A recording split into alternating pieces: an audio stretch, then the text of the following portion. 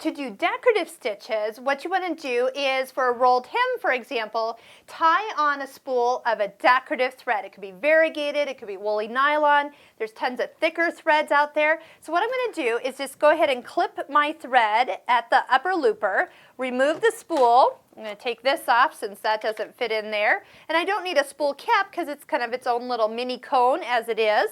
And I'm going to just tie this thread on. Now when I tie on, I take both the threads together in my hand and then just tie a little overhand knot, like a little balloon knot. So not a granny knot, not a square knot, just overhand knot, two edges together. And then what I do is I lift up the presser foot and pull on my little tail here. Clip this thread. You're going to notice you have 3 needle threads. I have 3 green threads right now. So I'm going to pull one of those out because it's a fake. And then I'm going to just get a hold of my blue thread and pull that all the way through the serger and wait for the knot to come on out. There it is. And now I am rethreaded with a decorative thread.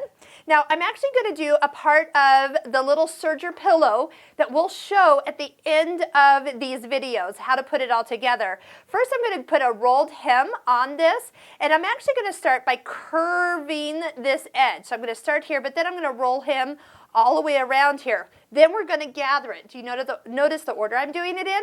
I want to always hem first, gather second, because if you gather first, it's really hard to kind of open it all up. And it takes a lot longer time, which we're not into right now. So we're just going to go ahead.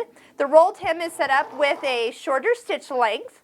Now with the decorative thread, sometimes what I do need to do is loosen that tension a little bit to allow for that to pull through to the back side a little bit more. On this one, not so much. So I'm going to just go ahead and do that.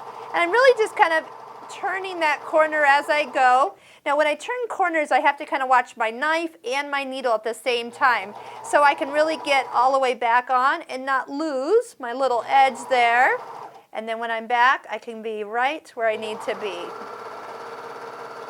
Okay, now, oh, that looks pretty. I love this variegated thread on this kind of fun pink fabric. Now it's just a matter of putting your foot into it and letting it surge. Isn't that cute?